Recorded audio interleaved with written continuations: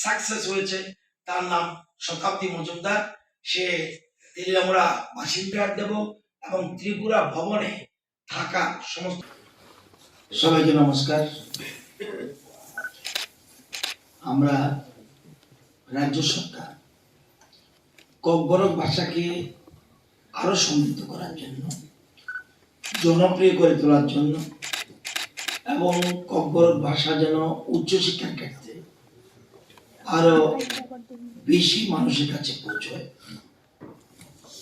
এবং ককবরক ভাষাভাষী যারা তারা এই রাজ্যের একটা বিরাট অংশ।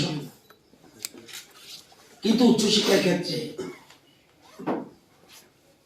কলেজগুলিতে ককবরক ভাষার কোনো assistant professor, regular assistant professor ছিল না। এই প্রথম রাজ্য সরকার 22টা কলেজে, এখন কলেজের সংখ্যা বেশি হয়েছে, যখন আমরা এটা সিদ্ধান্ত নেই তখন 22টা কলেজ ছিল। 22টা কলেজে যেন মিনিমাম একজন করে অ্যাসিস্ট্যান্ট প্রফেসর থাকে, সেজন্য আমরা টিপিএসসির কাছে আমরা প্রস্তাব পাঠিয়েছিলাম এবং সেই অনুযায়ী টিপিএসসি তাদের পরীক্ষা, ইন্টারভিউ যা যা আছে এগুলি গ্রহণ করে। আমরা এর মধ্যে টিপিএসসি থেকে 22 জনের মধ্যে 18 জনের নাম আমরা পেয়েছি। আজকে আমরা সেই 18 জনকে অফার দিতে যাচ্ছি এবং আজকেই সে অফার ইস্যু করে দেব। এটা আপনাদের জানা দরকার। এবং ত্রিপুরাতে কোনোদিন কলেজে অ্যাসিস্ট্যান্ট প্রফেসর ছিল না।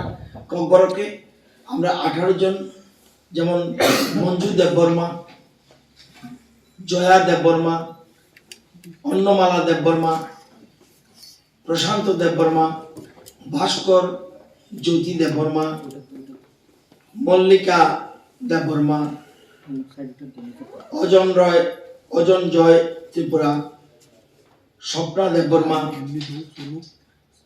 রাজলক্ষ্মী চাকমা, সঞ্জিত দেববর্মা, রবীন্দ্র দেববর্মা, কেবিকা দেববর্মা এবং দিমান দেববর্মা, বিকাশ দেববর্মা,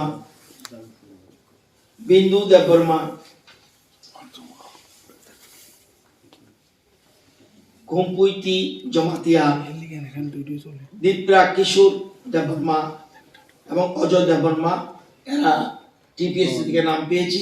তাদেরকে আমরা অফার দিতে যাচ্ছি।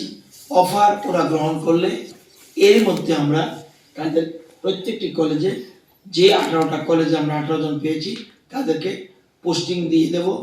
এই প্রথম ত্রিপুরাতে অ্যাসিস্ট্যান্ট প্রফেসর কলেজের ক্ষেত্রে ককবরক বিষয়ে এটা একটা আমাদের রাজ্যের জন্য গুরুত্বপূর্ণ দিন এবং দীর্ঘ বছর ধরে রাজ্যের মানুষের দাবি ছিল কলেজের জন্য অ্যাসিস্ট্যান্ট প্রফেসর দেওয়া হয়।